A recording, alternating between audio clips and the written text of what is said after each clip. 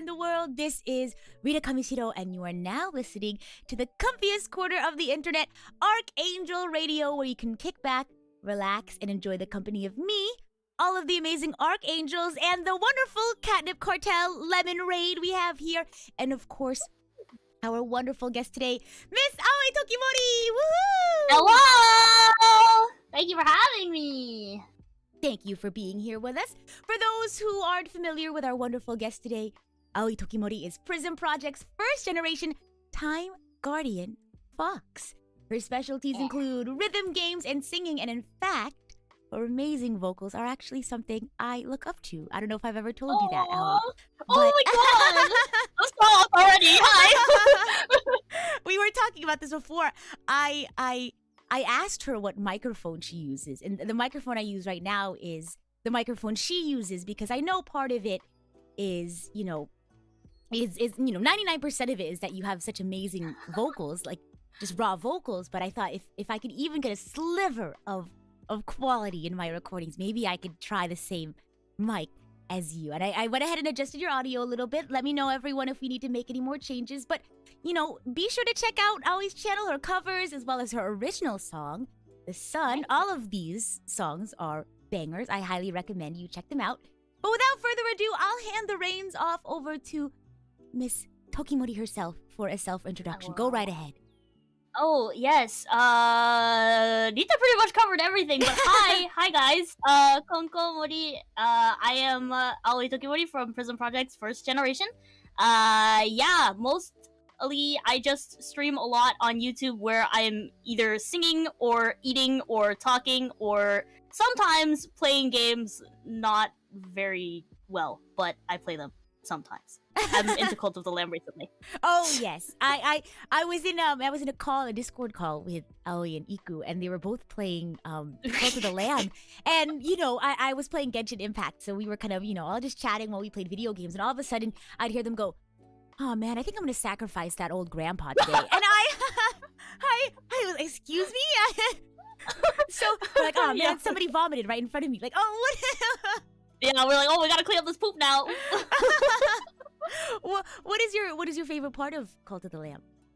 Oh my. I think the fact that it's very like fast paced and that there's always something to do. Like that's why it's so addicting and so hard to stop once you've started. It's like you always have to build a new structure. You gotta always gather more materials, or go fight a dungeon or something. There's always something that you need to be doing like right then and there. There's no like breaks. You can't just like stop and let it sit for a while. So I think that's what makes it so like addicting. I get that, because I remember back when I first started playing Genshin, like once I completed all of like my quests and stuff and there was an event going on, I would just be like, what do I do? Like, I could do my dailies, but I don't know what else I should be doing. So I kind of fell off for a little bit, and I, of course, the road always leads back to Genshin. Gosh, so there's a new like area right now. Yes, area right now, right? An endless amount of stuff to explore in that area. So I mean, if you want to get into Genshin, Aoi, I think now is a wonderful time. Yeah, that's what I hear. I think I'll have to ask for you and Iku to give me some pointers though, because I have no idea what I'm doing in that game. Aoi, say less. I think I told her. I said if you want help getting yourself to AR16, I've had to speedrun accounts multiple times. So I am your guide. I will be more than happy to be your guide. But you've been up to some Cult of the Lamb on your channel. You sing song covers. You have your original song. But what else have you been up to lately on your channel? And for those, again, who may not be familiar with who you are, if you had to sum up yourself in just maybe a phrase or something, what is your charm point? I think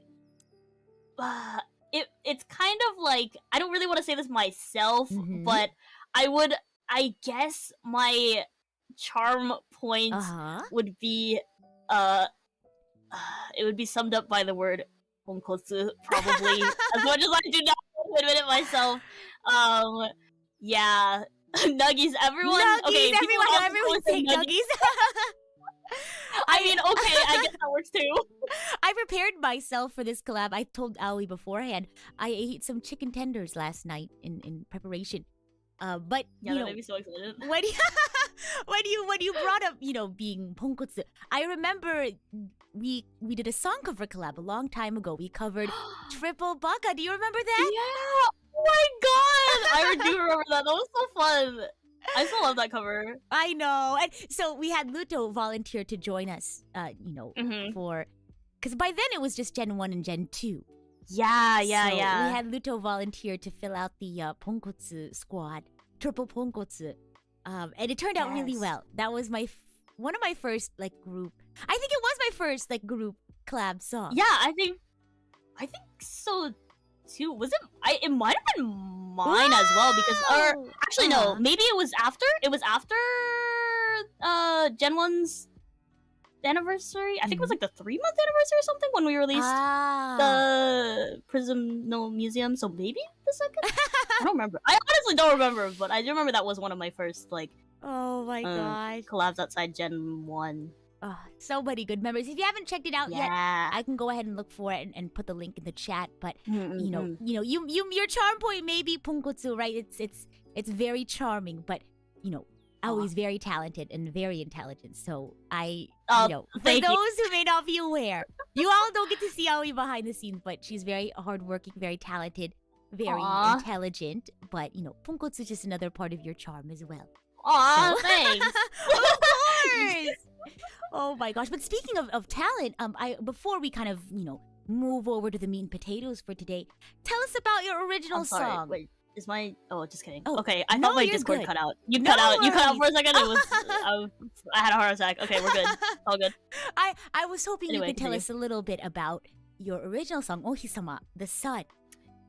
Yeah. Oh my God. Ohisama is a song that I released for my birthday this year in February.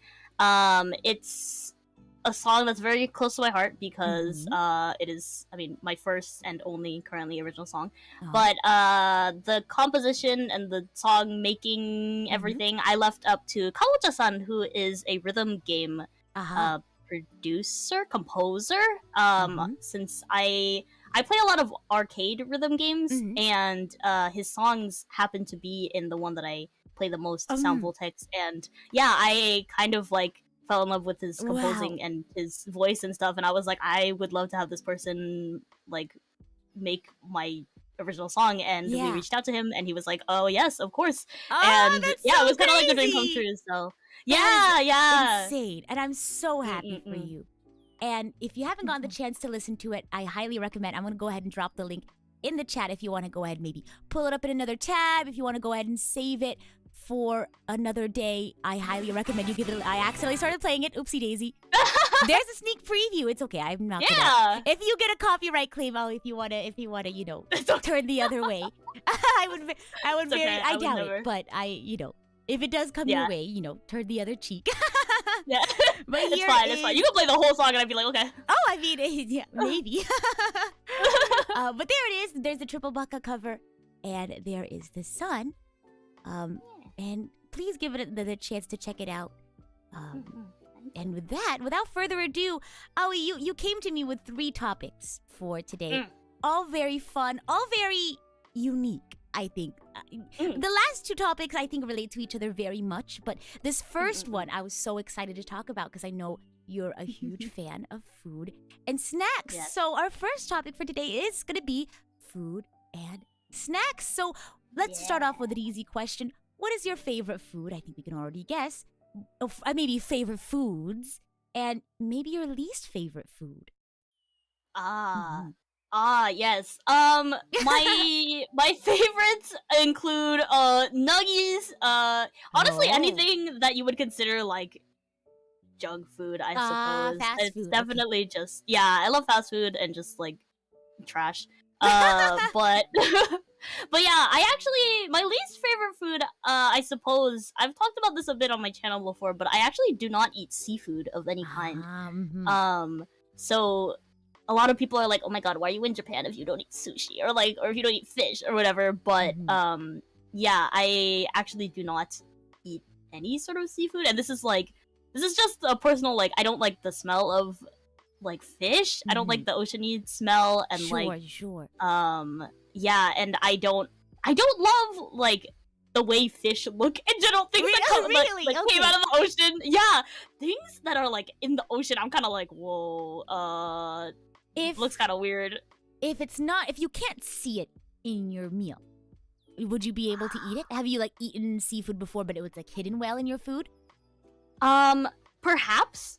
Okay. Perhaps. I guess that is my answer because I think that the second that I know it's like seafood, I'm like, oh goodness. But Sure. Right, it's kind of like a yeah. mental thing.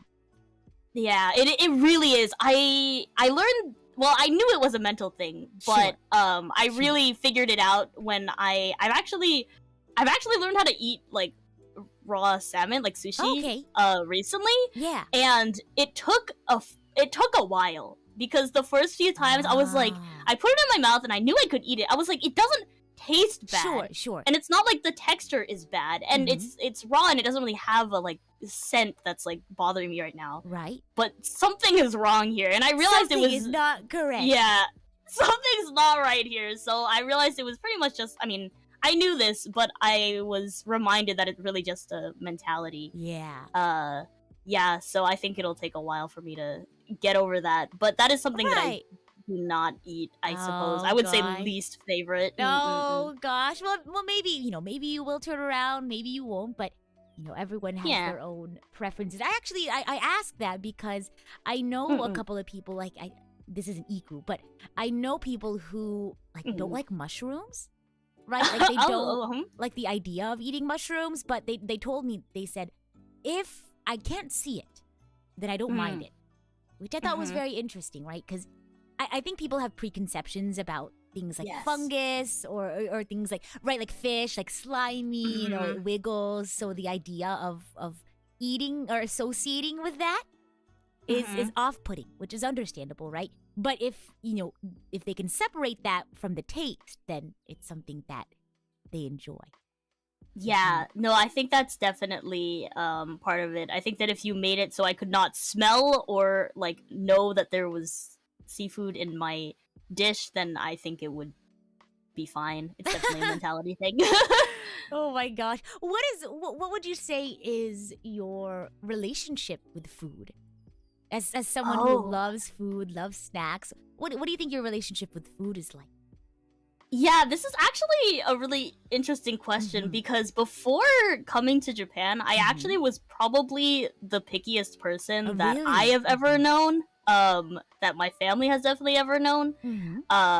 Yeah, and it's like it got to the point where you would think I don't think I ever got like an actual diagnosis, but like me and my family were very convinced that it was a selective eating disorder because it would like I see. anything that I ate that I wasn't familiar with would like come back up pretty Oh, much. really? And Okay.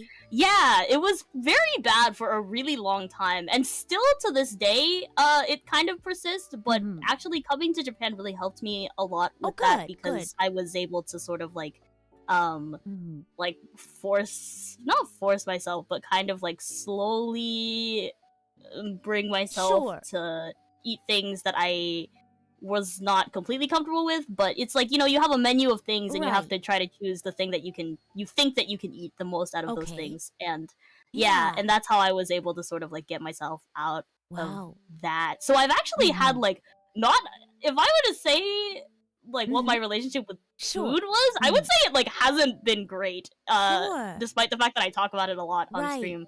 But Mhm. like junk food and stuff is something that I've always eaten like Right. since I It's was familiar. like very young. It's So comforting. yeah. Yeah. So I wouldn't consider myself like a foodie by any means. Like, oh, I want to Hmm. try this new place or this, that, and the Right. other. It's just very much like food is my Sure, comfort. your I think. comfort. Yeah.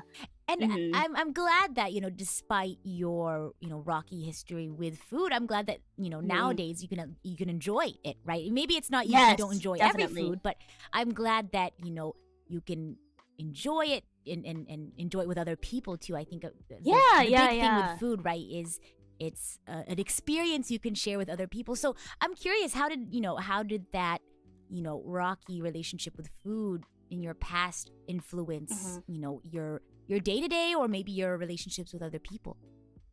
Oh yeah. Mhm. It's kind of hard when everyone is under the mentality that it's just like, oh, you can just try it. I hate just try it because it's not always that easy for everyone, I think. And especially if you have sort of like I wouldn't say like a condition, but when you have like a very strong mental block against like those kind of things, it's hard to be like, oh yeah, you know, just try it, you know. My parents, I actually feel kind of bad for my parents because they used to get like comments from like other relatives, and people be like, oh my god, you know, just when I was very little, they would be just like, oh, don't feed her, you know, like just don't feed her and like she'll eat eventually, you know, like it was very like extreme. And I remember hearing those comments as a child being like,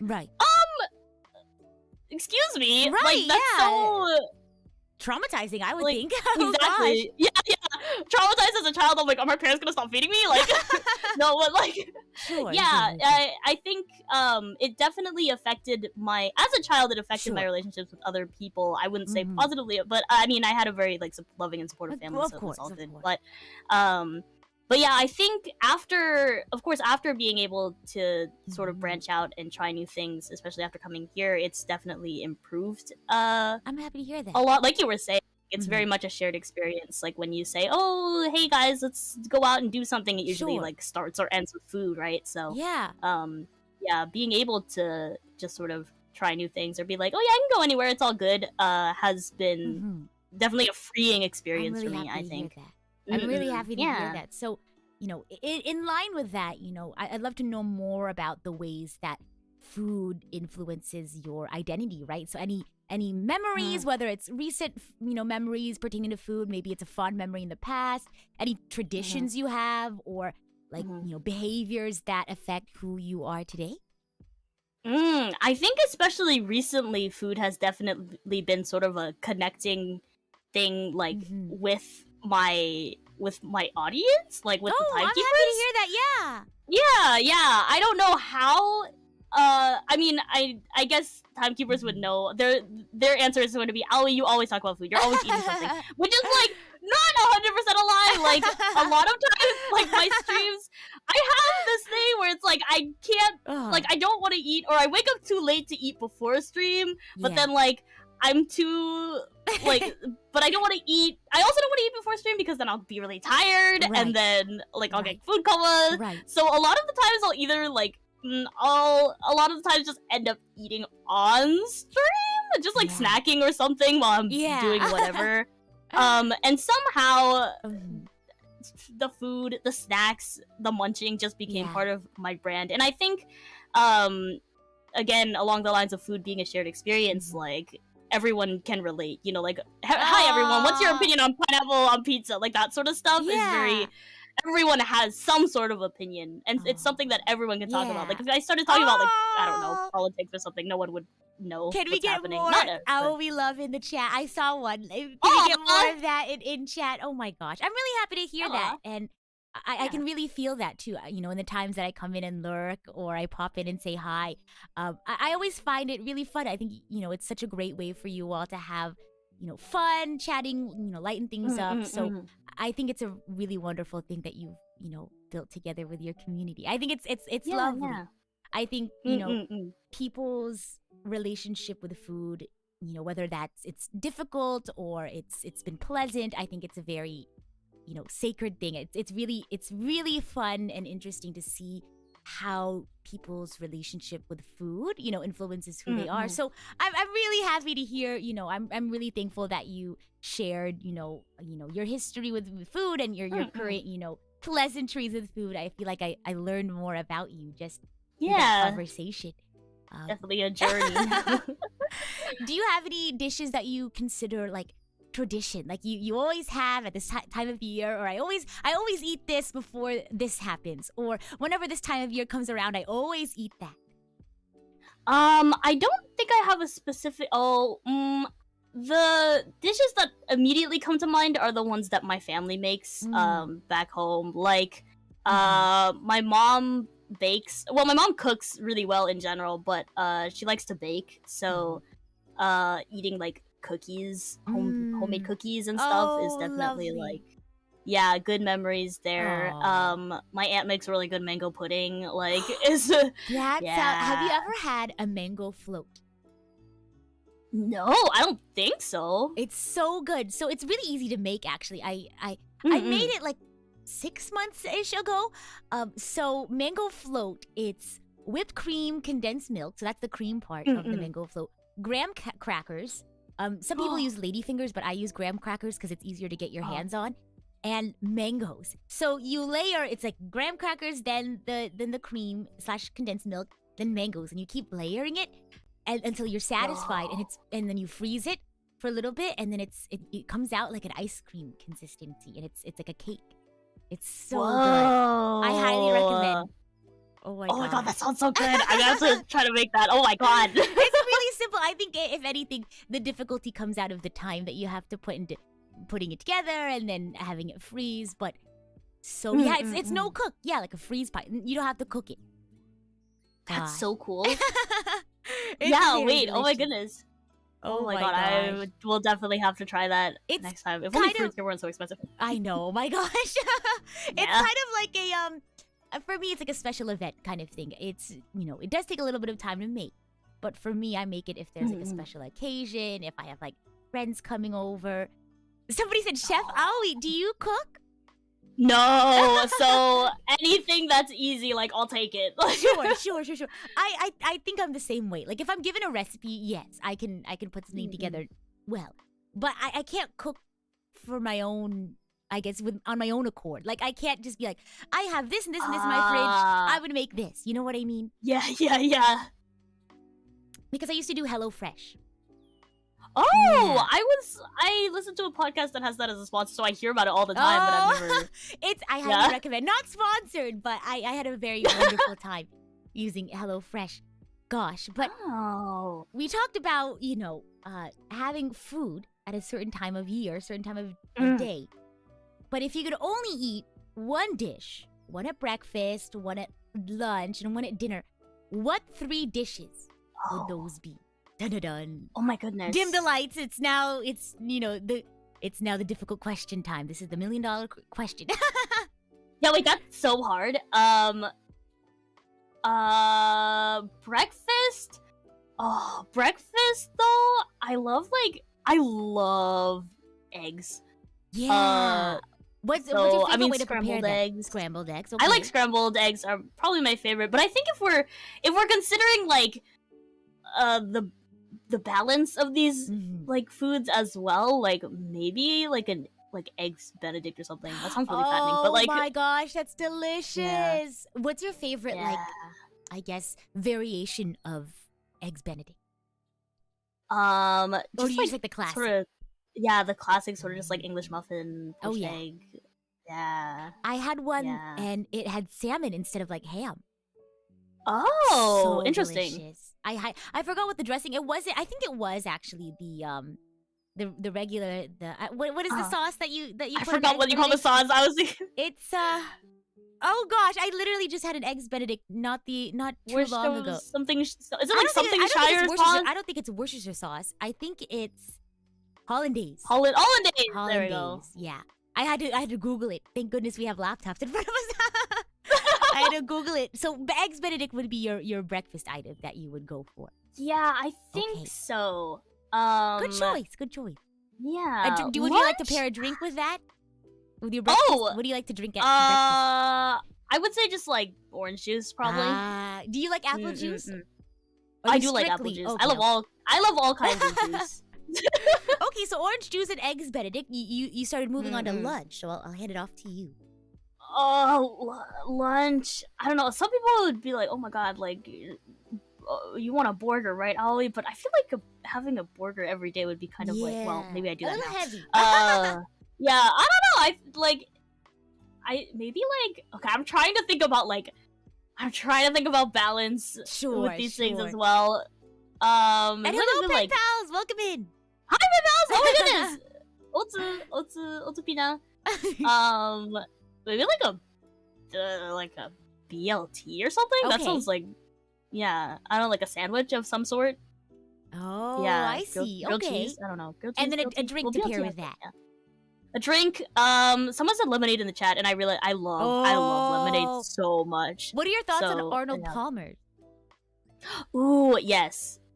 Yes, that is my thought on. That's my one thought on Arnold Palmer's. Yes. Yes. Oh my gosh. Yes, I feel will like take one. yes, So that good. is my go-to. So good. Oh my gosh. So you mentioned eggs for those who are just hopping in, by the way. Thank you, Pina, for stopping by. I hope you had a wonderful time. We are having a wonderful time. Thank you for asking. So you mentioned eggs Benedict would be your breakfast dish. Then you mentioned a BLT for lunch. Now wrap us up with a dinner, maybe even a dessert, if you will.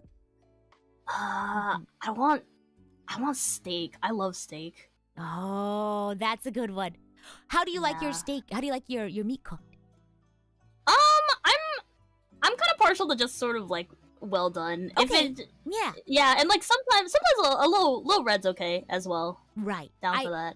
I usually go medium well. Yeah, I can't have it too red, but I don't like. I'm not a huge fan of well done. Oh my gosh, maybe a dessert and a drink to pair with that.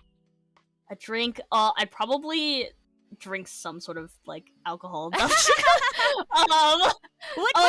this strong like, zero pair well with a steak? Zero. It would probably pair really well. Oh, okay. I think I might go for like an umeshu or something. Though that's my wow. favorite. That's my favorite type of alcohol. Do you like red wine? Wine. I do like red wine. I like all kinds of wines. Red wine, white wine. I maybe I should have said that to you as my other as another topic we could have talked about. I love alcohol. Okay, no. Oh, you missed me at an RKNGL radio with Hiragi Yu. We talked about oh my mixology. goodness, yeah. Yeah, I learned a that's lot. so cool. Oh my gosh. Whoa, Maybe I'll have to go back and watch that.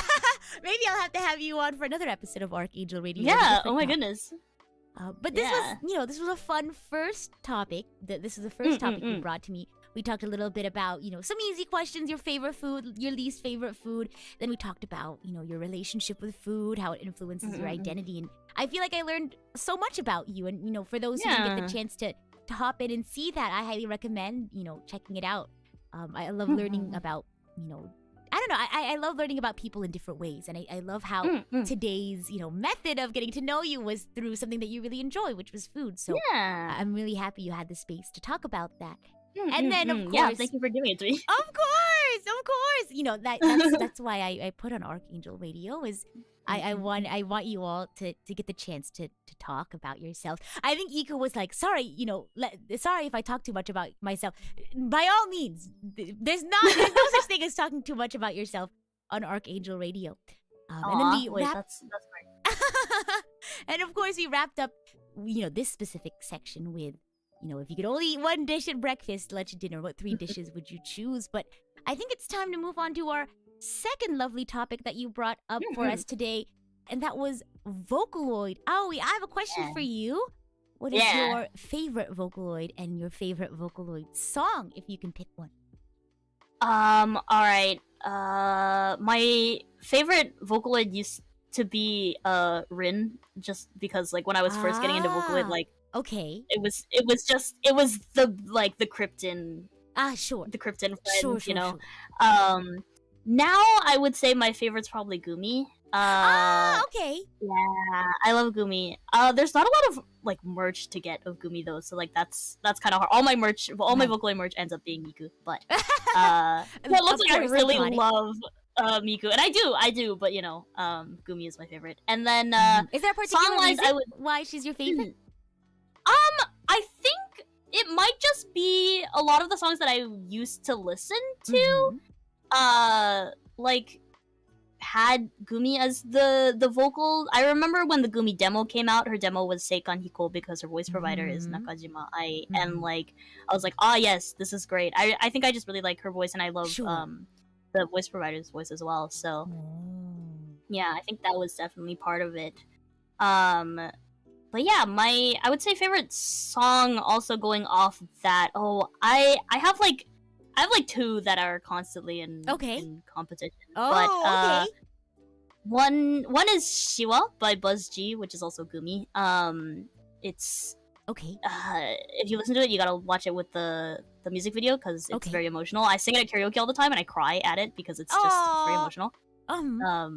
Yeah, and then the other one is Gossip by Oster Project, which is quite an old song, but yeah, that is one that I really, really enjoy because it's really fun to sing and I love jazz. Oh my gosh, I love jazz songs too. Yeah. 2 very wonderful songs. Yeah. Oh my gosh. So, as someone who is a huge Vocaloid fan, someone who puts out song covers, and I think you've covered Vocaloid songs before. I remember listening to your Melt cover. Yes. Absolutely amazing. Oh, yes. I highly Oh, recommend thank you you. check it out.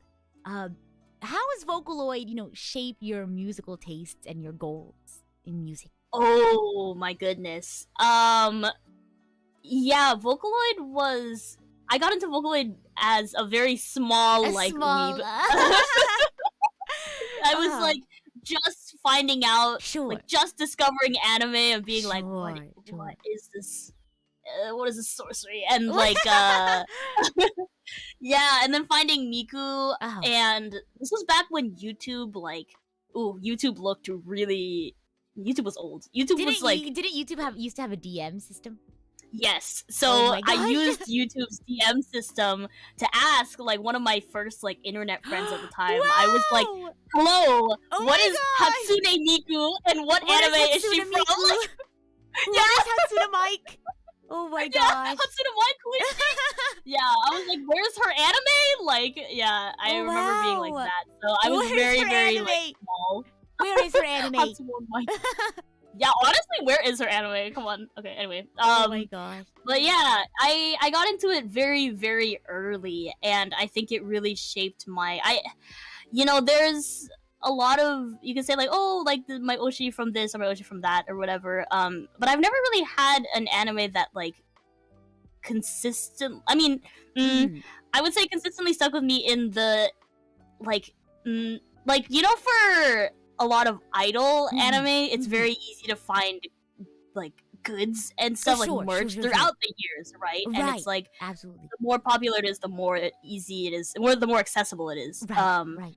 But for me, I never really had. I was really into Love Live for a while. I loved I love Maki from Love Live for a while. Not even for a while. I still love her, but I was never so far in. So I think that Vocaloid has been that one thing for me that I've continued to love throughout the years. Yeah, it's timeless, right? Yes. You can't get rid of it. Yeah, exactly. So, oh my gosh. Yeah, I think that's my relationship, or that's how Vocaloid has sort of affected me. And I think that Miku herself, not even just Miku, but all the Vocaloids in general, are a way for creators to express their own feelings and stuff. And I think for me personally as a creator, I think that's kind of what I want to do. I've always been sort of on the I want to express more than I want to create this thing by myself, all on my own. I have all these ideas. I want to be sort of a megaphone, if you will, for other people's emotions and give people a way to express the emotions that they feel. Maybe they don't know how to I guess materialize that or vocalize that, so giving them that I guess way to understand it. That's super awesome. Yeah, exactly. Yeah, that's why I like song covers a lot. Right. Of course, making my first original and stuff was a really great experience, and I want to continue to make original music. But I do love making covers because I think it's an interpretation of someone else's work and their creative out product. Yeah. And yeah, it's you and making it into your own thing and sort of what do you call taking the original creator's desires and kind of making it your own and spreading it to the world, that sort of stuff. So that's lovely. Oh my gosh. You mentioned earlier kind of walking away from how Vocaloid has influenced your musical taste. You mentioned when you first messaged your very first internet friend, what anime is Hatsune Miku from? I find it really interesting how in the early years of Vocaloid, You know, you had so many people doing like Vocaloid MMD, Vocaloid cartoons, just doing everything to give life and character to these Vocaloids. But I feel like nowadays you don't see as much, or maybe at least it's a lot different, right, than how it used to be. How do you think the Vocaloid scene has changed over the years? Oh yeah, I think it's exactly that, because, you know, before it was sort of an effort to give Miku and give each Vocaloid life, as you might say, but now I think it's sort of transformed into different forms of storytelling. I think you can see that even in the earlier years, I suppose, with like Kage Pro and like Shuen no Shiori and like song series like that. We had like original characters, but yeah, I do think that Vocaloid has shifted away from the sort of like, let's give this song to Miku, and more like, let's use Miku to tell this other person's story, which I think both are very valid, and I think both have a different like appeal. Right. I think there are still a few creators though that do sort of put Miku in the spotlight still, but they don't get as much recognition perhaps as they used to. Not to say that that's a bad thing, I just think that the idea, the mindset, or how people view Vocaloid is sort of shifting. Okay. Yeah. I love seeing how Vocaloid has adapted to, because, you know, Vocaloid won't go away. It's very, you know, long lasting. I think it's really funny seeing how Vocaloid has, you know, found its way into meme culture in different ways. Like before you'd have like funny MMD videos. I mean, we still do now to this day, but you know, I think what prevails from what I see a lot is you see a lot of, it's basically just, you know, Vocaloid adapting to the memes of today, right? It's fun seeing it's almost like a time capsule, right? You can kind of take a look back at, there will always be a Vocaloid version of whatever meme or joke or whatever was popular, and I think it's really fun to think about it. Definitely. I've been surprised at all the like scrolling through TikTok. I guess not just Vocaloid, but sort of I guess you could like over to anime in general. But I'm surprised at how many times I've just been scrolling through TikTok and like hear Miku and be like, oh, what? Like. Oh my god! Do you want to tell everyone that I guess in preparation as well, I sent you a Twitter video about. Do you want to tell everyone what it was about?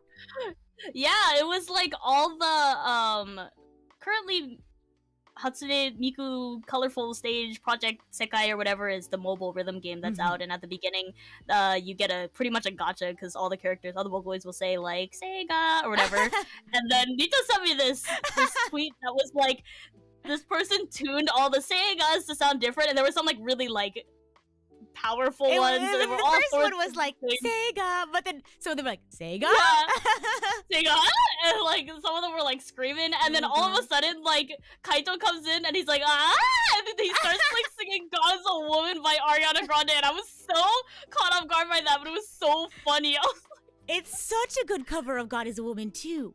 Yeah, because I feel like. Yeah, because I was also, you know, I was also in tune with the early Vocaloid, you know, I guess scene, right? And I feel like early Vocaloids, and I think even to this day, Kaito gives off the, you know, the funny uncle, the weird uncle, you know, weird older brother kind of vibe. And I just, you know, the iconicness of Kaito never goes away. I remember watching this video of Kaito's voice provider on Kaito's birthday. And his house was just filled with Kaito merch, like everywhere. That's so cute. And he would just go around singing happy. Well, no, not happy birthday. It was this. He went around singing, "You are so beautiful to me," with all that bravado, as well. And it was just, he would go around his entire house just filming all of his Kaito merch, singing that song. You have to find it. Every single time I think about it, it gets harder and harder to find the video of. But search it up. It's like Kaito's voice provider singing "You Are So Beautiful to Me," and it's like for Kaito's birthday. Oh my god, I need to see this video. That's so funny. Yeah, the voice provider himself is he's such like a legend. I'm pretty sure he goes to like a lot of Vocaloid events and like Magical Mirai and stuff, like the Miku concert. Yeah, and tweets about it. Oh my gosh. Oh my goodness. So, we've talked a little bit about, how Vocaloid has changed over the years. I'm curious to hear your opinion on this or your thoughts on this, but as anime and manga have become extremely mainstream across the world, I find that Vocaloid hasn't found the same level of, becoming mainstream. What do you think, what do you think the difference is there? Like, why hasn't Vocaloid become as mainstream as anime and manga in general? That's a good question, and I think perhaps it might have to do with... it might have to do with, like, accessibility? Sure, in terms of, like, I would say, honestly, like, the language barrier might make it pretty hard. Just because, like, you like, I don't know, Naruto or something doesn't mean...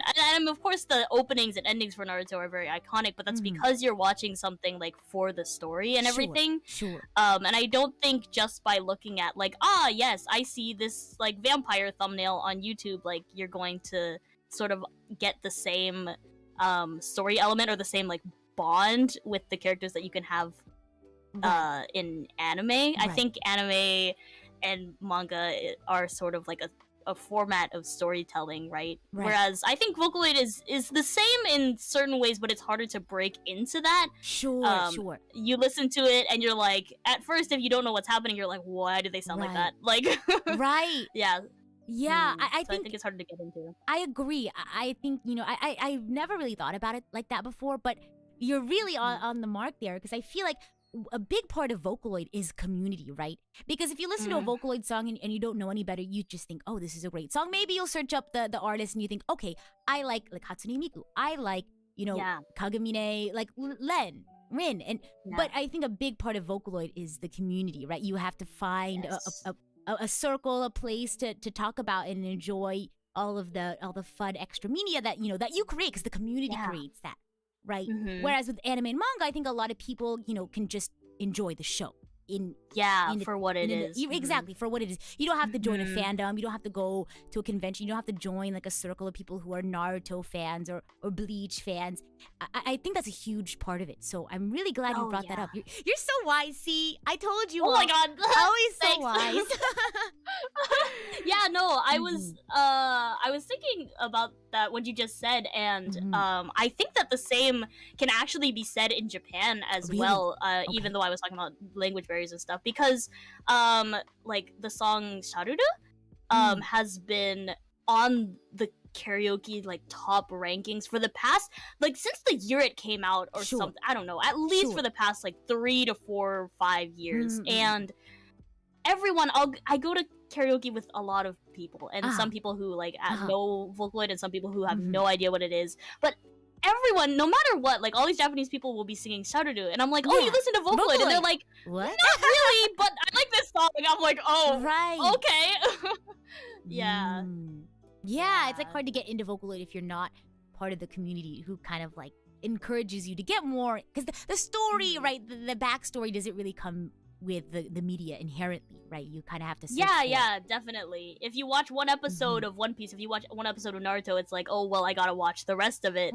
But with Vocaloid, of course, you can be like, oh, I really like this one song. Right. And by Hatsune Miku, like... Right, it's like, okay, if I'll keep an eye out, it's harder to get into that fandom aspect.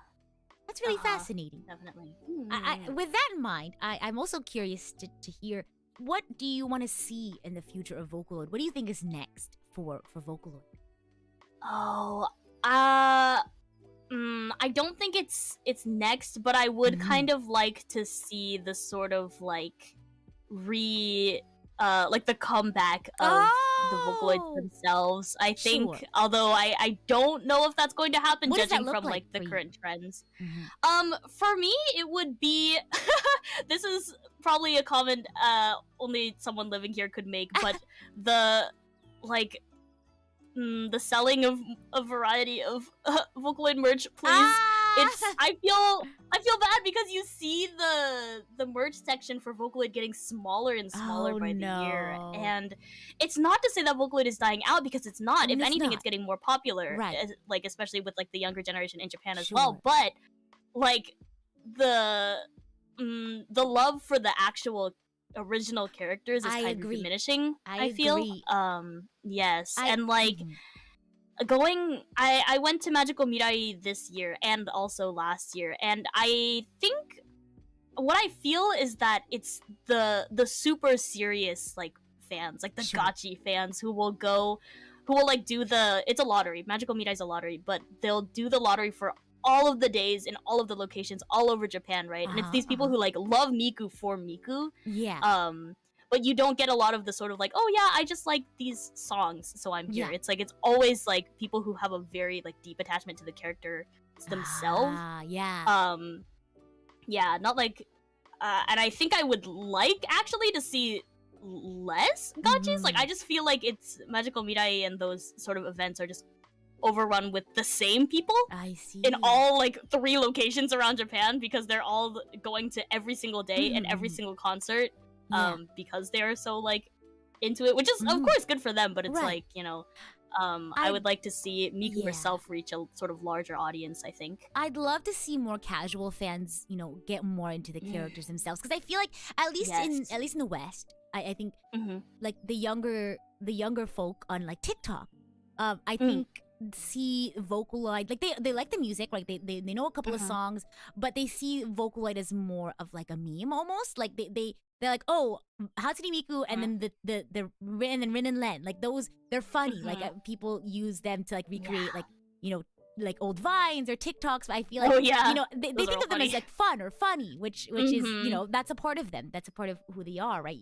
They're fun and interesting characters, but you know they don't know, you know, I guess that there's not know, but they don't understand that they can have a lot more fun with who they are as characters. Right? I miss the, you know, the fan comics or like the music videos, the stories, and like, you know, funny little animations of them like interacting with each other. Yeah, definitely. I think that Vocaloid has such an interesting original concept of that, like, you know, the fans create the characters, and exactly.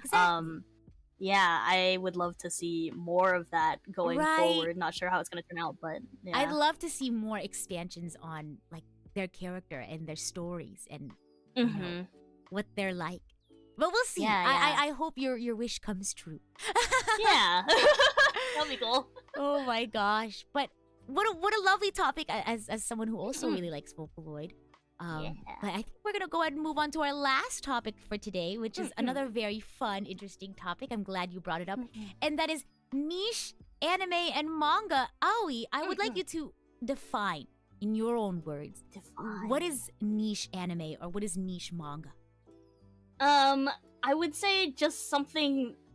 I feel like my definition has got a little bit wider recently because I've like personally not watched as much in recent years, but anything that I kind of go up to the it's definitely also easy to tell here because a lot of people will say, oh, I like anime, and I'm like, okay, what do you watch? And they're like, oh, I love One Piece, or I love Detective Conan, and I'm like, yeah, okay. Like, oh gosh, like you're valid, but at the same time, like that's not really the answer I was looking for. Yes, and then they're like, oh, so what anime, what manga do you watch? And I'll say something, and they'll be like, okay. They'll be like, what? So yeah, I think my definition of quote unquote niche would usually just be something that the general public of I watch anime sometimes does not know of. I see. Well, then I guess that begs the question: what are you currently reading? What niche anime are you watching? What niche manga are you currently reading? What am I currently reading? Recently, because I used to read manga in English when I did not have access to the original sort of like source language content.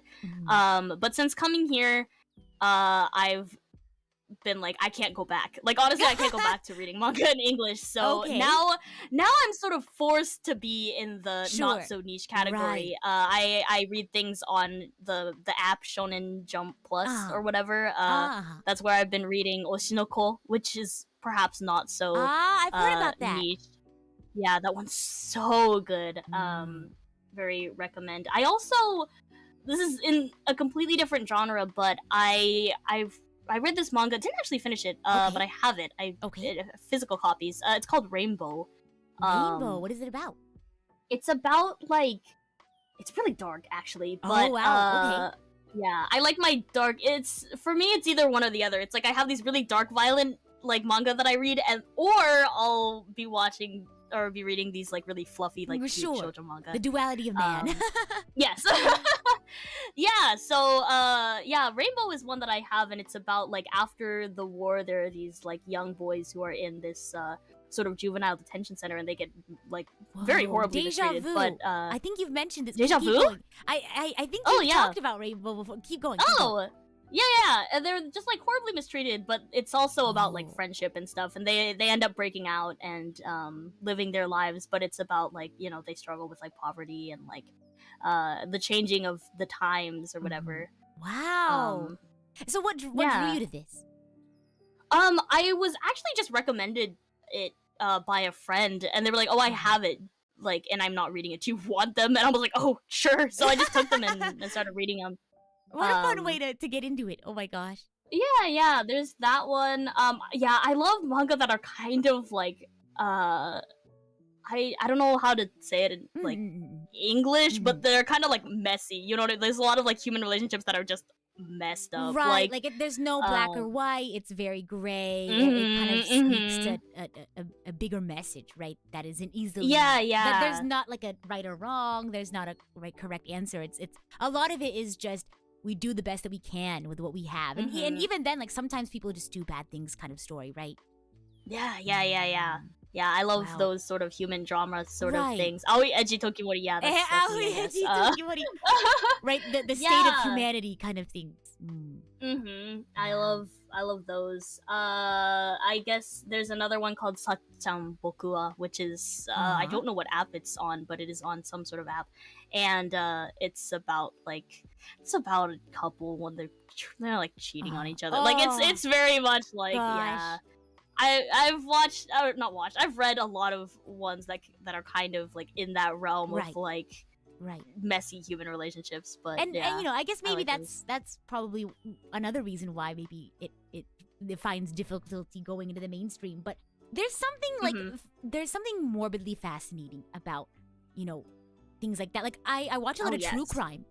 I don't know if I told you that, but like true crime or like supernatural, like BuzzFeed Unsolved. I used to watch Supernatural, BuzzFeed Unsolved. I used to watch true crime a lot.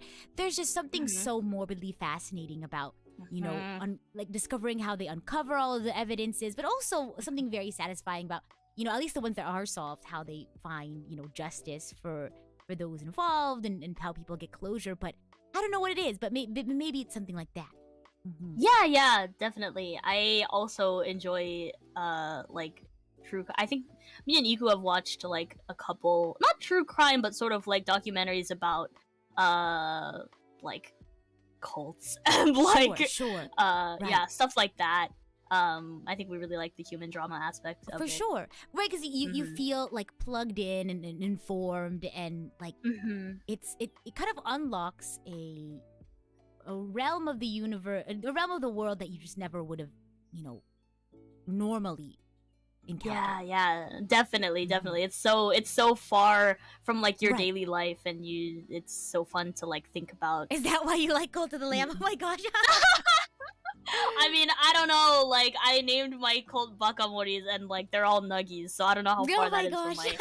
I'm not sacrificing any of my timekeepers, but, you know... When art imitates life, I guess. Yeah! But, oh my gosh, as a fan of niche anime or manga, do you have a recommendation for me? Maybe something that you would like to recommend to me that I read? I would say my recommendation is, oh god, what's it called? Naki was actually talking about, I think anyone who is in Naki's book club might actually be reading it for this month or last month or something. But it's something like, I forgot what the English title is. It's like, I sold my life for, hold on. Oh yes, I sold my life for 10,000 yen. Oh, interesting. Yeah. Okay. That is a good one. It's very short. But it really is one of those manga that kind of makes you think Wow. about the value of Life. and how you would Wow, I might would you read prioritize on your this. days. Like, yeah, it's very interesting. It's only got like 3 volumes or something, so it's a This quick read is as well. so cool. I'm gonna wait. Hold on. Yeah. I'm gonna search up where I can get.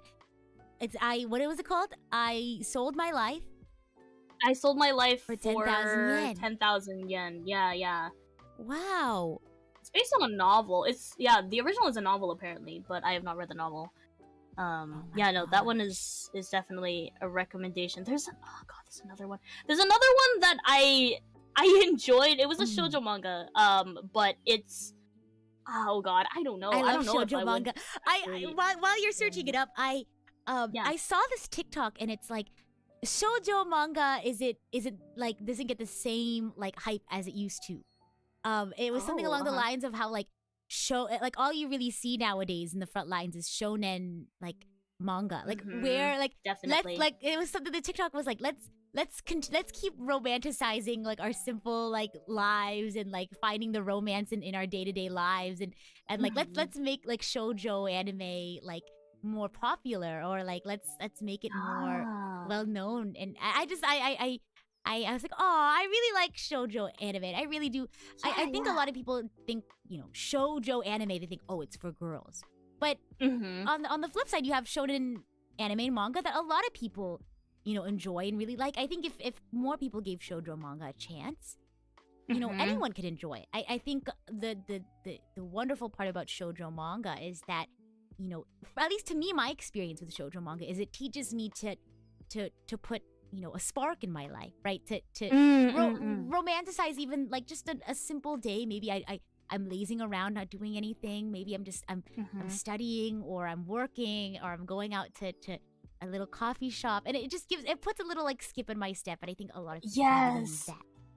Yeah, definitely. The serotonin that Yes! shoujo manga provides, I love. Yeah, it makes me so happy. That's why I read so much of it. Like, it just, a lot of it is very in tune to emotion, right? Because I think, I say like shoujo manga, put the skip in my step and makes me feel happy, and it put the spark in my life. But shoujo manga has its fair share of drama and intensity. oh yeah.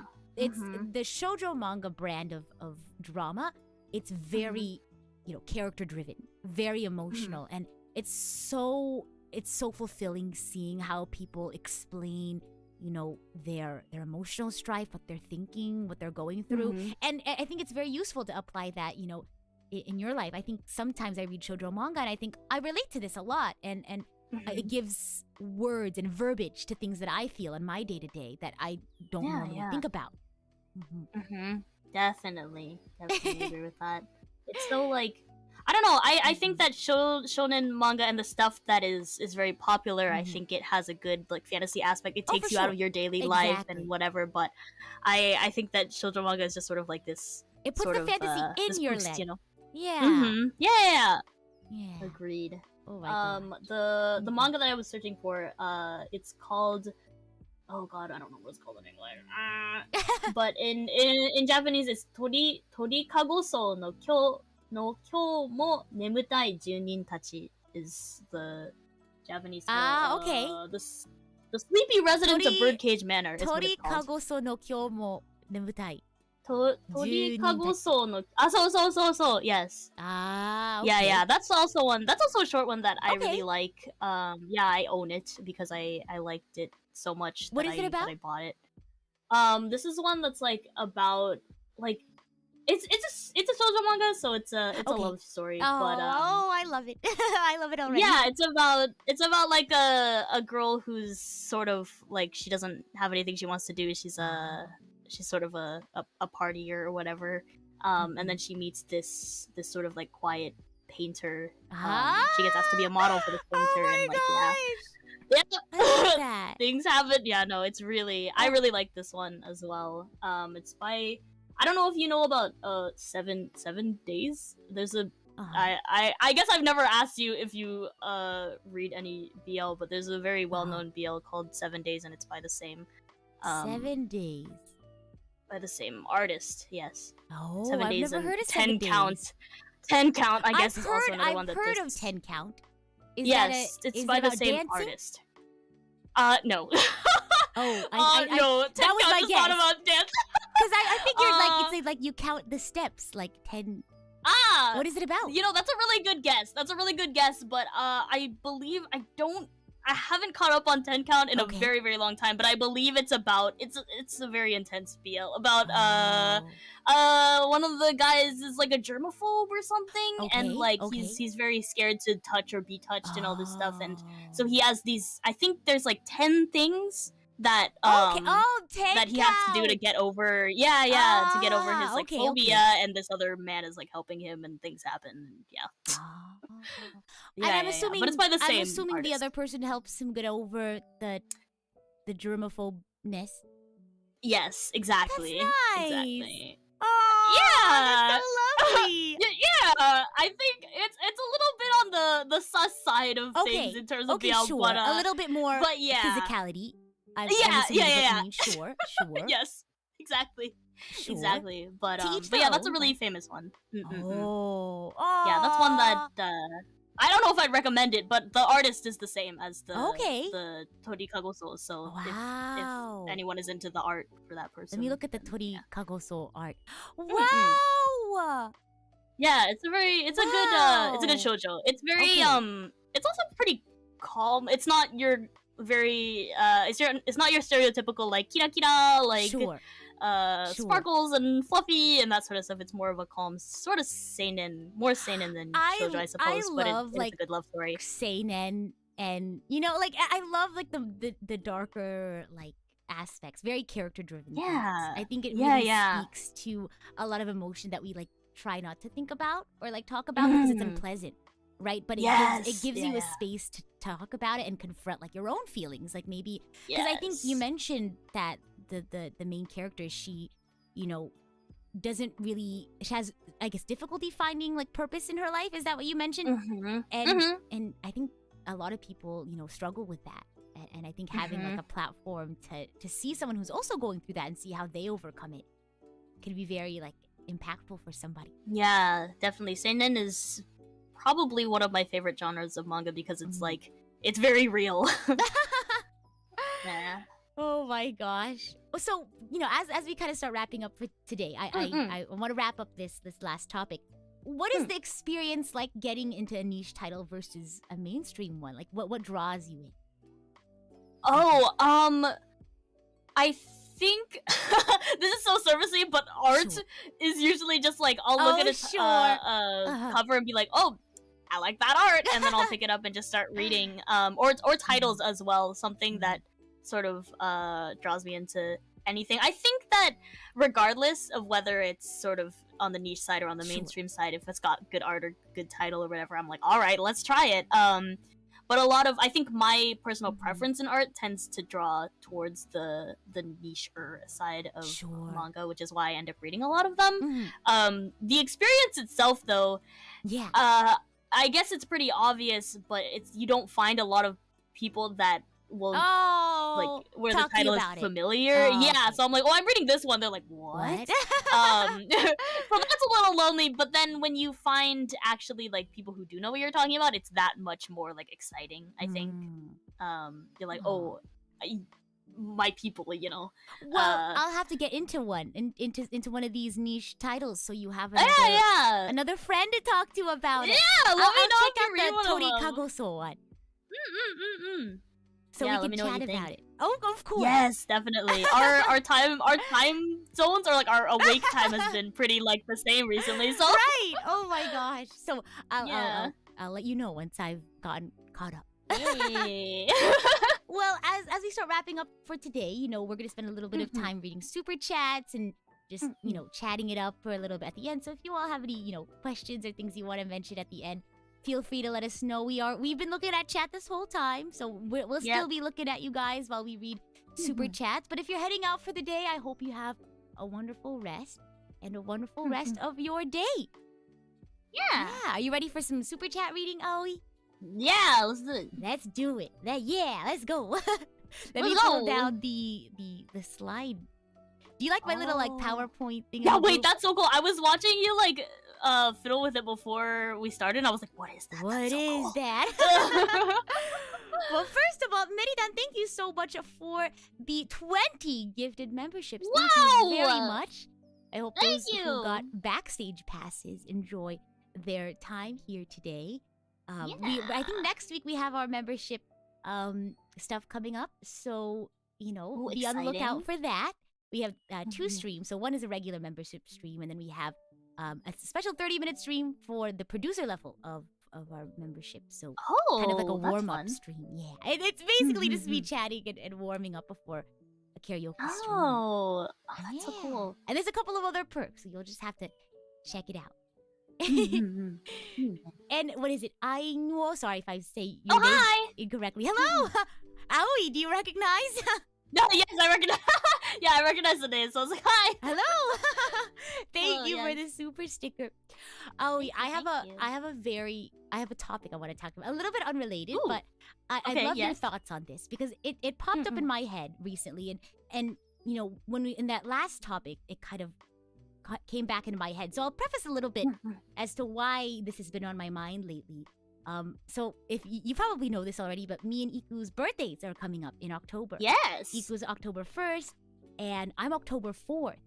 And I mentioned, just as a friendly reminder to folks, because a lot of people like to put out like fan art and stuff, right? For birthdays. I just put a friendly reminder that I personally don't have like a lewd tag. I don't. I don't have that. If folks who do, like, all the power to them. But it's just like a personal preference, right? And then somebody asked, obviously, with great intention, what do you define as lewd art?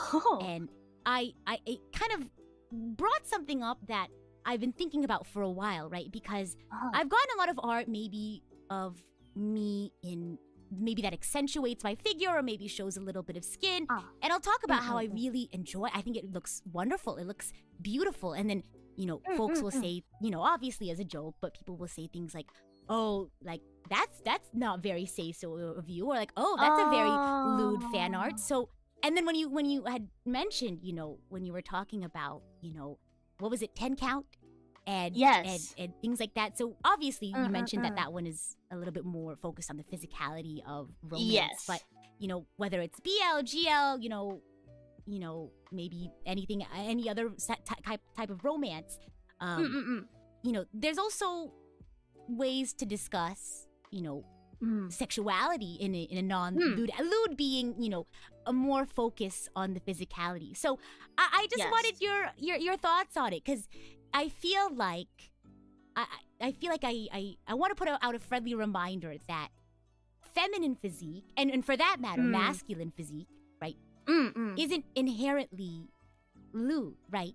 Like I mentioned before, lewd being more of a focus on the physicality, the carnal nature of sex itself. And someone says, "Oh, Rita said sex," but I ask for your maturity in this topic, right? It's of course. But in reality, sex and sexuality are two very different things, right? Sexuality encompassing your attitudes, your values, your knowledge, your behaviors, right? It's that interplay between your body image, your gender expression, your gender identity, how you express love, affection, or if you're even interested in sex to begin with, right? So, embracing, appreciating, even just like talking about your sexuality, I don't necessarily think that makes you lewd, right?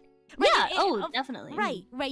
Of course, if that's someone's energy, right? If they find, being lewd is empowering, right? That's all the power to them, right? They enjoy the physicality of it, whether it's like, talking about it, making jokes, lewd tubers are great, and I think while we're talking about it, they also shouldn't be chastised for, being lewd in adult spaces, right? But I just wanted to get your thoughts on it, because I feel like showing off skin and honoring and appreciating one's sexuality isn't inherently lewd, right? Context is important. Of course, yes. Is the birth of Venus lewd, right? The artwork is like a lot of pregnancy photos show off skin, and I wouldn't consider that lewd. Well, what are your thoughts on that? Oh, definitely not. Oh yeah, no, I completely agree with that, and I think just because it's like, oh, you're wearing something that shows a little more skin, that doesn't automatically make it like lewd, right? Right. I think it goes back to the whole like,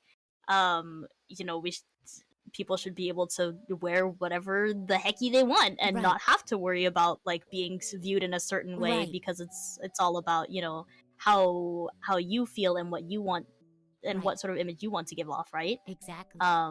Yeah. So I'm definitely in agreement with you on Yeah. that. Sex and sexuality should be are different things, Right. right? It's a like, very nuanced thing. Because you Yeah. had brought up like, you know, like, oh, I don't know if you read BL or not, but you know, I almost hesitated to say like, oh yeah, I've read BL, I've read GL before, because I hesitated because I was afraid, you know, or even just romance in general that, you know, talks about like sex or sexuality. I was a little nervous, you know, people, oh, Rita, you know, I thought you were, you know, I thought you were I Cecil. thought you were You're Cecil, rude. But, you know, I think there's so many, you know, great conversations you can have around, you know, gender identity, gender expression, how you express love. And sure, maybe they talk more about, they do dive into the realm of sex, right? But I think there's so many different ways to discuss, right, the topic. And I feel like this lack of nuance kind of creates the whole lewd versus say so. I really don't think there should be like a versus, right? It's different ways people express, you know, their appreciation for of the course. topic. Yeah, I was thinking when you said that as well. I was thinking about like literature as well, because there's erotic literature, right, for the purpose of being like consumed in that sort of way. But there's also, you can't really talk about a romance and all these like deep human relationships in literature without like touching on that at all, right? But does that make this piece of literature, does that make it lewd, really? Or does that, it doesn't make this piece of literature erotic literature automatically because, you know, two characters are having sex. So yeah, interesting. I'm glad I had someone to talk to about it, because I was thinking in my head, I was like, am I overthinking this? I don't think so. I think it is a very like, when you ask someone, oh, let's define say so, or let's define lewdness or whatever, like everyone's going to have like a different answer, and it's a very like the line is where people draw the line is going to be different, you know. So I think it's an interesting topic. So I thought I'd bring that up because, you know, I was thinking about it in terms of fan art, and then you had brought up, because I do love I love romance. I love romance as a genre, right? I read a lot of romance. Oh yeah. You know, stuff, and a lot of the times I really like the more like character driven, you know, emotional stuff, and they do have very serious conversations about, you know, sex and sexuality, and I think it lends itself to the story, and I don't know. I just thought I'd bring it up. Yeah, no, that was a very I like that conversation. I don't know if I've ever I'm sure I've mentioned it perhaps in passing, but I studied psychology in school. So oh, it's so cool. Yeah, I love it's so cool. I don't know if I retained any of that, but yeah, a lot of the stuff that I studied was like social psychology. I did a class on like sexology stuff. It was that's very so cool. Very interesting stuff. So yeah, I love these conversations. So I'm glad you brought that up. Right, because it's a difficult conversation to have, sure, because I think a lot of people, right, because I think generally speaking, it's the idea of sex is stigmatized, right? And so it's a very difficult conversation to have, but it's like an important part of how a lot of people, right, express their affection, their gender. So I think it's a very, that's so cool that you know you studied psychology, and I think at the end of the day, right, we all have, you know, I think Hector mentioned it, we all have interests. We shouldn't, you know, box ourselves off just based off of other people's perceptions of. That's a great way to put it. That's a great way to put it. Yeah. So, you know, let people be lewd, let people be say so, you know, if you know, as long as you're not hurting anyone, as long as you're in the appropriate spaces, and you know, I think I'll leave it at that. No lewd versus say so. Just let everyone, you know, I guess appreciate and honor their sexuality in ways that they find, you know, comfortable to themselves. Yeah. Is that a based take? Somebody said based, Rita. Based. Based. Oh my gosh. I think we had a couple more super chats coming, so let me go ahead and scroll down. Demon Warrior, thank you for the dono. Looking forward to see the story reviews. of the cultured Aoi and educated Rita. Thank you. I'll let you know what I think of Torikagoso. I currently my book backlog is unfortunately it's starting to build up. I have 2 books I'm supposed to be reading right now, but you know I'll go books ahead. like novels books or books like oh manga yes. So I'm reading a book so I have a book club with my friends. I think it's called Tomorrow and Tomorrow and Tomorrow. So we're passing this book on with each other. I think this is a popular like TikTok book or something. So I think a lot of people are reading this or something. But we're passing it on to one another to read. But it says a multi-layered novel about friendship, love, and video games. So I'm excited to see what it's about. I haven't read it yet, so I'm excited to see what it's like. So there's that, and then I'm also reading this Psychology of Zelda book. Oh, interesting. So okay. No, yeah. I love books though. Yeah. Once I get through those, I'll definitely have Torikagoso at the top of my list. Okay. Wait, I'm looking at these books. I'll probably try out these as well. Recently I've been reading again. I also read like a popular TikTok book recently and cried like multiple times while reading it. It was very intense. Some of the timekeepers actually read it after I talked about it, but it's called It Ends With Us. It ends with us. It ends with us.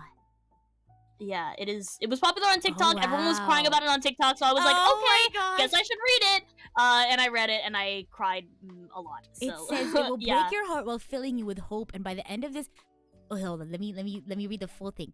It says let me read this other one. It's in this brave and heartbreaking novel that digs its claws into you and doesn't let go long after you're finished.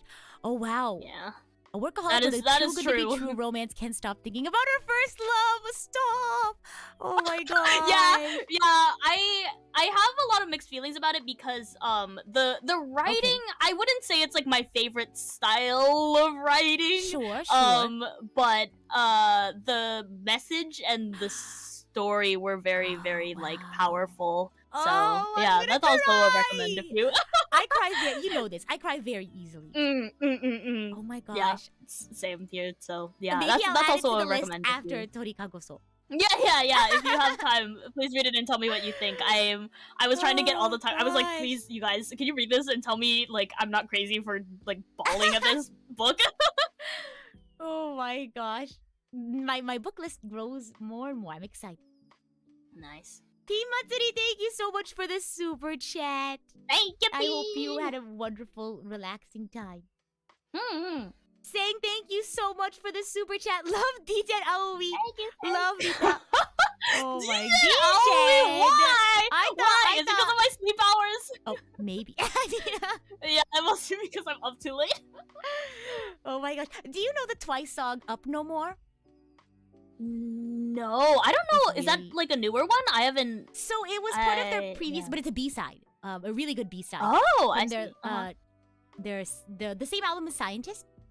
I really liked it because I think around that time, I think I mentioned I used to have really bad anxiety back when I had idle side job. Like I would wake up, and for the entire day until I got off of idle side job, I just had just a general sense of anxiety about you know the work. I guess, and then it wouldn't go away until I started streaming, right? And my streaming was my escape, and then after stream was over, as I started getting ready for bed, I'd kind of have almost like the Sunday scaries, but every night. Oh gosh, but and so it was around that time that I would listen to Up No More, and it kind of talks about how I think Jihyo wrote it because she had a difficult time falling asleep, and it was similar where the thoughts in her head would constantly be running, and she just wished that she could like just shut it off and go to bed. And so to me, Up No More was very useful for me to kind of have something to relate to when I had that when I was in that difficult phase of my life. I don't know, you might be staying up just because you find it fun. So I don't know if I can't say the same, but it's a fun like I'm up at night song. You know what I mean? Like I'm listening to music at night. Like oh my god, I love it. Wait, I'm gonna have to look this up. It goes. The main part that I remember because it's in English. It goes, I don't wanna be up no more. I don't wanna be up all night again. Night again. It's really nice. It. Oh my god, whoa. I'm so glad I got to be blessed by Nita singing today. That's great. Stop. But very, very chill vibes for whether, you know, if you're someone who has trouble sleeping or if you're just hanging out at night and you want some chill vibes. Yeah. Ooh, oh my god. I'm having a song recommendation stream on Monday, so this is great. Well, there's my entry. Yeah, I can put it. I'll put it in for you. Thank you. Oh my gosh. Immortal in Flames, thank you so much for the super chat. Really love this. That's done. Thank you, Rita and Aoi. Thank you. Yay, thank you. I'm glad you enjoyed it. And Demon Warrior, thank you so much for the dono funds for the future Prism Book Club. Thank you. Thank you. Oh my gosh. And a huge shout out to today's Archangel Radio sponsors. We have, let me take a look here. Gosh, this text is so small sometimes. I have a hard time reading it. So I'm gonna have to, I know it's all the way, it's behind you. So I have to, look across the way. But a huge shout out to the Immortal in Flames program, the Aignuo Foundation, the Pin Matsuri Fund, the Sang Organization, and the Demon Warrior Charitable Trust, and viewers like you. Thank you. Also, oh my goodness.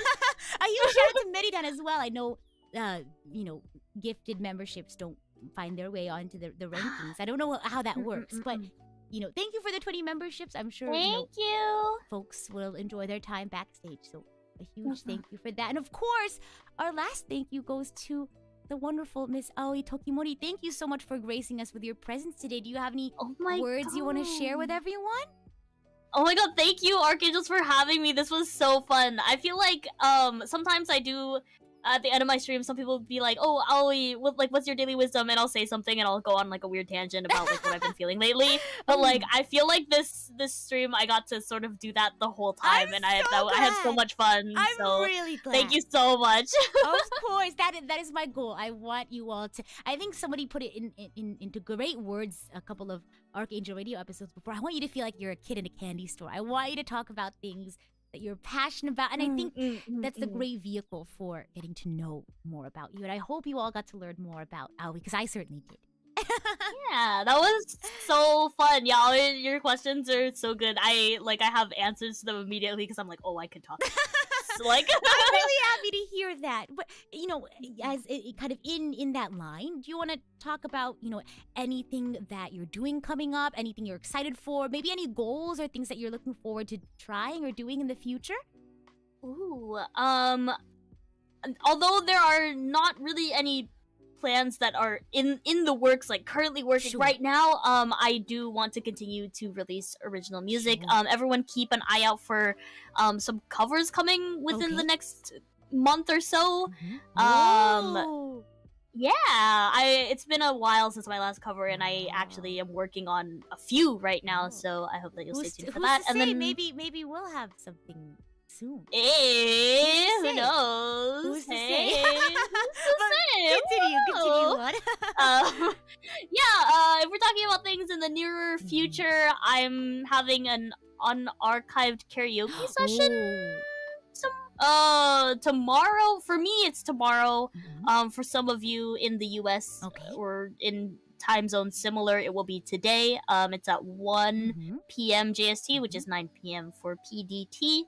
And then on Monday for JST / Sunday for PDT, I'm having the Timekeepers playlist, where I just take everyone's song suggestions, put them all in a Spotify playlist, listen to them, and pick out some of my favorites and talk about them on stream. And that's going to be if you want to submit things, you can. There's a link to a Google form on my Twitter, so yeah, if you want to do that. Everyone, submissions are open. Go to that Google form, fill it out. Yes, please. Well, Aoi, thank you so much for being here on Archangel Radio. I certainly had a fun time, and I know everyone else must have. So without further ado, thank you so much for all of your hard work today, chatting and you know, keeping us company. And we'll see you next time. Thank you for having me as well. Let's collab again soon. Of course. Yeah. Bye, everyone. Thank you. Bye. Thank you. Bye. Bye.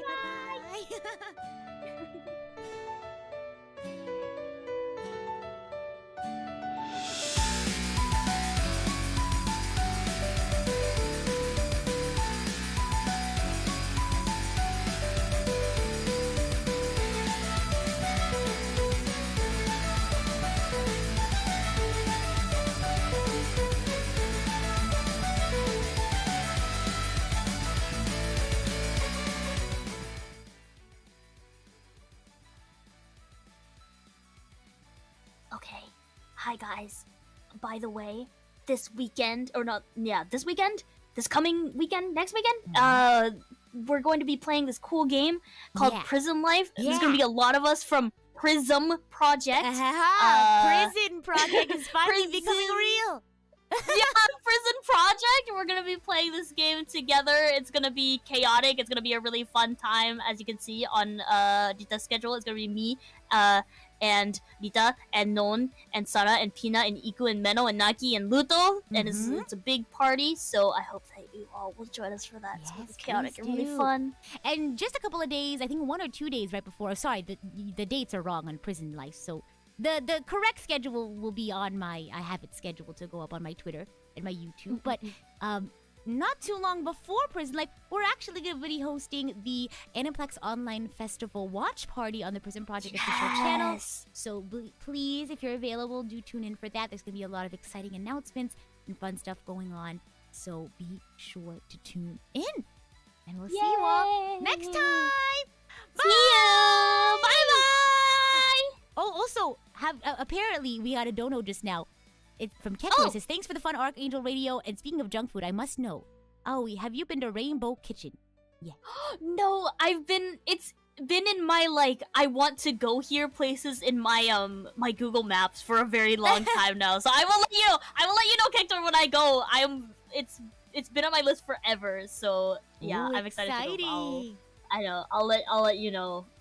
Yeah, it's a burger place. It's a burger place in Tokyo that was recommended to me. All right. Well, look forward to that. And we'll see you all next time. Bye!